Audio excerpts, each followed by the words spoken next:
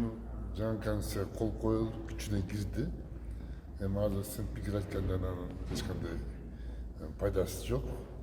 Оюбузду сиздин дарыбызда айтканбыз, бирок калган электе. Кийинки кашалар эми көп нерсе калып калды, сыртында калып калды. Эми буну деле көрөлү.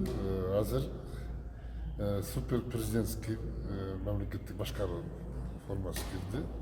Ана байкаган болсоң, ана бүгүндөр уже өкмөт даже парламент келген жок, өзүнө дайындалып калды. Бүт бийликтин негизги бардыгы бир кишинин колунда чогулду. Эми ошол кишинин эркине, ошол кишинин несине байланыштуу болот. Мындан кийинки биздин өнүгүшүбүз. Эгер ушул ыйгарым укуктарды толук пайдаланып мамлекетти алда сүрүп кетсе, анда бул жакшылыкка алып барат. Бирок бардыгыны тарталбай калса, анда мамлекет кыйынчылыкка душар болот.